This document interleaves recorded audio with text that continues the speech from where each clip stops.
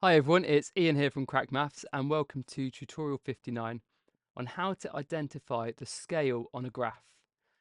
Okay, so this tutorial is all about when we have graphs and we look up the y-axis or the x-axis and we can see that the scale isn't one square for one number. So the classic example is something like this bar chart where on the y-axis we can see that for every big square it's going up 20. So we can see here they've labelled 20, 40, 60, 80, 100. So what we need to be able to do, we need to be able to look at how many little lines those big lines are representing and then know the value of each little line. So in this example here, we can see that for every thick line, that's representing 5 small lines. So the way that I work out the value of each of those small lines is actually by using our direct proportion method. So I can say that 5 lines equals 20. Okay, now you can guess what I do. So if 5 lines equals 20, we can divide both sides by 5 and we can see that one line is going to equal 4 because 20 divided by 5 equals 4. Right, let's have a look at another example and then we'll move on to some questions. Okay, so here we go. I've got another example here, and this time I've labelled every 10th line with a 50. So it's going 50, 100, 150, 200. So if 10 lines equals 50, I can divide the left by 10 to get one line. And so I divide the right by 10. 50 divided by 10 is 5. So in this example, I can see that one line equals 5. Okay, great. Let's have a look at some questions. Question 1 reads, a scatter graph has been plotted to show the relationship between the height and the number of days of life of sunflowers. How many centimetres is represented by each square on the vertical axis? Ah, okay, right. So here we go. We can see we've got a scatter graph and we can see that the height is here on the vertical axis. So we can see that the height is going up in 50s. So they've labelled 50, 100, 150, 200. They've also done this every 2 squares, okay? So I can see that 2 squares equals 50 centimetres. So using the direct proportion, what I can do is if 2 squares equals 50 centimetres, I can divide both sides by 2 and I can see that 1 square is going to be 25 centimetres.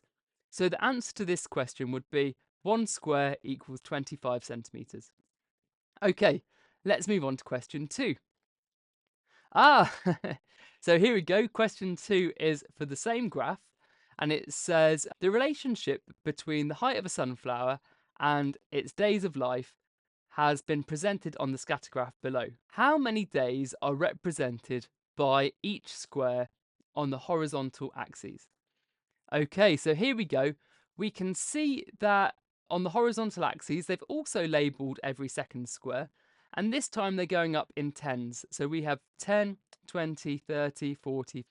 Okay, great. So this time we know that 2 squares equals 10 days. So again, direct proportion. So we can divide both by 2. So we can see that 2 divided by 2 is 1. So 1 square. And then 10 divided by 2 is 5. So we know that 1 square represents 5 days on the horizontal axis.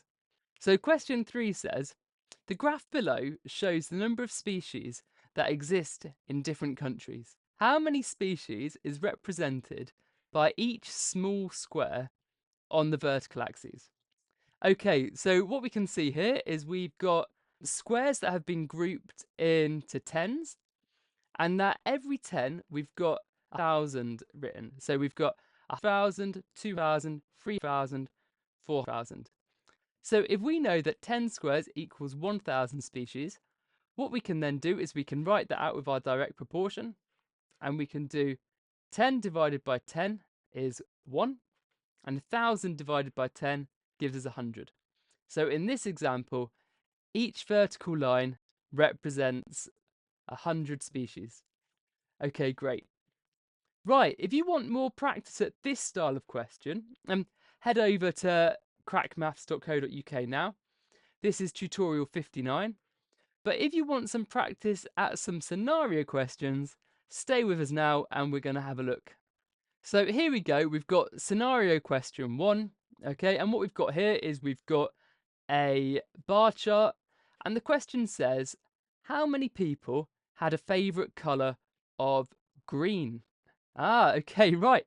So this is interesting because what this requires us doing is it requires us using our knowledge of finding out how much each small line is worth and adding it onto the scale of the line. So let's have a look first at the vertical scale. So the scale goes 20, 40, 60. Okay, so I know that 5 lines equals 20. So if I know that 5 lines equals 20, if I divide both of these by 5, I can get that 1 line is equal to 4.